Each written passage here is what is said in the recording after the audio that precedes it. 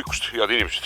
Esimene reisipäev sai eile sellise lõpu, nagu esimesed reisipäevad ikka lõppu saavad. Samamoodi tegelikult nagu teised ja kolmandadki. Tuleb lihtsalt õhtu kätte ja mingi aeg tuleb heita laagrisse. Ja laagriks on siis selline tore RMK platsilaadne kohalik parkla mingisuguse mõnusa raba ääres. Ja siis eilse päeva jooksul sai läbi sõidetud 771 kilomeetrit. Ja tegelikult suur osa sellest läks muidugi selle nahka, et kõigepealt tuli sõita nii-öelda vales suunas ja siis jõudsime siia välja ja täna on siis tegelikult see plaan, et 730 kilomeetrit on siia Norra piirile ja siis käiks ära siin nurgas ja vaataks äkki jõuab Nordkappi, aga tegelikult tõenäoliselt ööbimine jääb kuhugi siia piiri äärde, siia rabasse. Aga sõit iseenesest oli väga huvitav. Ma natuke teadsin ka, et see Karjala-poolne ots Soomest on palju huvitavam, see järvedepoolne ots ja soodepoolne ots kui see Botnia lahe äärne külg. Ja nii ta tegelikult oli ka, need teed, mida mööda sõidetud said, olid võiks isegi öelda, et täitsa fantastilised, kiht oli. Ja tegelikult veel kihtimaks läheb alles täna, et nüüd me hakkame siis jõudma sinna tundraaladele, et siin ümberringi on juba vaikselt hakkab loodus vähe madalamaks jääma, puud vähe kiduramaks jääma, nii et tegelikult hakkab juba andma ainest. Aga kui nüüd sellest bussist rääkida, siis buss on käesoleva aasta Eestisse jõudnud Peugeot Traveler. Siin on peal 2-liitrine diiselmootor, 130 kilovatti ja seal küljes on 6-käiguline automaat. Ja eilse päeva, või siis võiks isegi öelda, et kogu selle reisi keskmine on praegusel hetkel 6,5 liitrit 100-le, mis on tegelikult väga hea tulemus, aga see kukub pidevalt. Tõenäoliselt nüüd järgnevate paari päeva jooksul ta ei kuku, sest me lähme järjest mägisemaks. Et see Põhja-Norra ja kõik need kohad tuleb ju läbi sõita, mis on ju otsast lõpuni mägine ja tegelikult on ju Norraga kuni alla otsa mägine. Aga eks siis ole näha.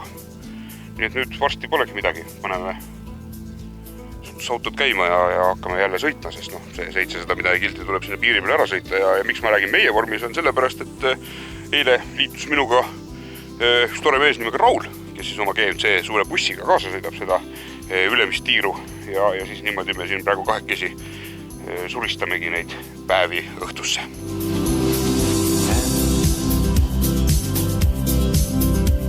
See lugu ka, et siia kannatab igal juhul sõitma tulla. Tulge kindlasti sõitma selle asemel, et sealt Helsingist otse Õkva Nordkappi sõita, siis tulge seda kaudu. Tõsi, paar päeva läheb võib-olla rohkem aega sinna üles jõudmiseks, aga need on täiesti meeletult ägedad teed, mis siin on. Ja teine teema on see, et siin kõik need järvede äärsed ja see tee äärsed on selliseid väikseid mõnusaid taskuid täis, kuhu saab täiesti rahuliku südamega ööseks seisma jääda. See soome keel on ka nii äge, siin kuulan erinevaid soome raadios ja siis parim selline soome-ingliskeelne ühend on, et älä stressa, vaan relää. Hyvä suomi, saatana.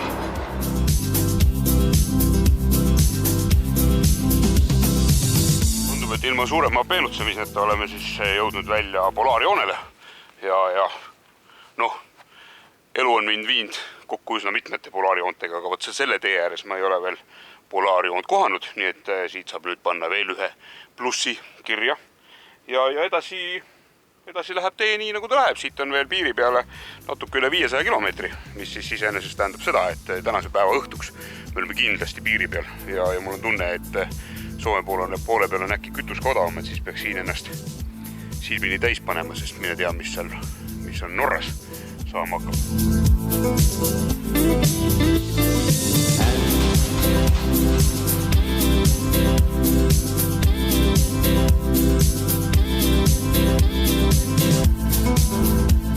Üks asi siiski on, mis mulle selle Soome juures eriti ei meeldi. Ma ei suuda aru saada sellest 80 kilomeetri tunnisest kiiruse piirangust, mis on täiesti ebamõistlikult aeglane. Teed on tegelikult head, sõita kannataks väga okeilt, aga ma ei tea, 80, kuule, come on.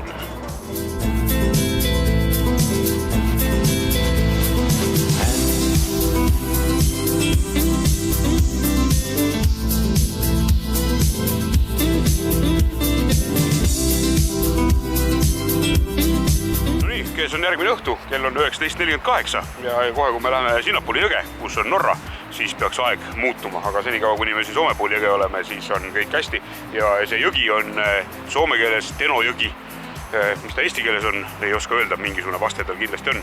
Nii et seal teisel pool jõge on siis juba Norra ja me oleme nüüd selle lõppu sõitnud sujuvalt mööda seda piiri äärt ja just nimelt sellepärast, et kuna me käime seal poolsaare otsas ära ja homme tuleme tagasi, siis tuleme seda sama teisel pool jõge olevat teed mööda tagasi, et ei peaks ühte sama teed sõitma edasi-tagasi mitu korda. Nõme on ju.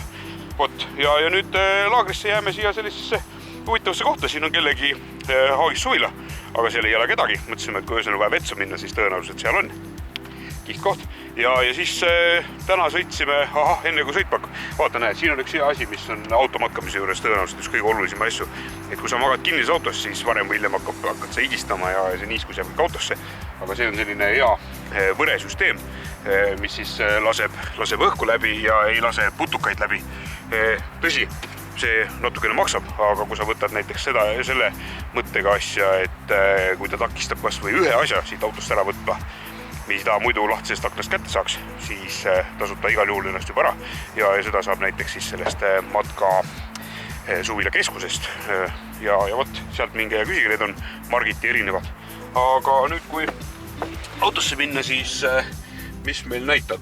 Tänase päeva sõit on meil 779 kilomeetrit, mis on jälle igati mõnus ja kokku oleme sõitnud siis 1552 jälle väga mõnus tulemus. Ja homme hommikul me siis läheme siit Sipsti teisele poole Norrasse ja sealt siis juba käime seal poolsaare otsas ära ja siis läheme üles Nordkapi ja siis hakkame siit Tromsø poole sõitma ja seda mööda siis Norrat mööda alla. Aga sellest navist, vaata selle naviga on selline lugu, et see on nüüd spetsiaalne kämperi navi, mis siis tähendab seda, et siin navis on kohe need erinevad kämpingu kohad sees ja see siis omakorda tähendab seda, et kui sa oled harjunud magama sellises kämpingus, mille olukorda sa tead ja mis on kuidagimoodi tunnustatud, siis näed, siit saab näiteks otsib siit kohe välja kõige popivad kohad, näe 22 kilomeetri pärast on Taana nimeline selline sõbralik, peresõbralik kämping, ühesõnaga nendele inimestele, kes on vaja, aga siis meiesugused metslased saavad tegelikult ilusasti hakkama ka sellistes väikestes parklajuppides. Vot sedamoodi põnev masin ja see on muidugi loomulikult suureks abimeheks ja teine suur abimees, milleta mitte kuidagi moodi ei saa, on ju täitsa tavaline kaart ja siia ma olen siis vedanud kollasega ära need jooned, mida mööda me plaanime liikuda ja siis kui Raul ühel hetkel maha jääb, siis mina jätkan liikumist, aga praegu me sõidame veel koos. On selline huvitav mõte üks päev tuli minuga kaasa tulla, et aga igaks juhuks lähme küsima ta käest, siis on asi selge. Raul, kuule, miks sul tuli selline mõte, et sa tuled sellele reisile kaasa? Mis sind ajendas? Mis mind ajendas? Jah. Loodus, puhkus. Lugesid internetist, et üks napakas läheb ümber Euroopa sõitma ja mõtlesid, et tuled kaasa? Just, täpselt õige. Ja mõtlesin, et ma olen täpselt samasugune, et ma sobin, omast arvust sobin sinna seltskonda, sellepärast tulingi kaasa. Väga hea, vot niimoodi. Meil on tehnika on küll mõnevõrra erinev tankiva, kuna tal on suured paagid, siis tangime sama aegselt enam-vähem, aga lihtsalt kütusekulus on meeletu vahe sees ja kui ma arvasin ennist, et minu auto kütusekulu täna tõuseb, siis pean tõdema, et see on endiselt 6,5 liitrit 100-le, mis on jälle suurepärane tulemus.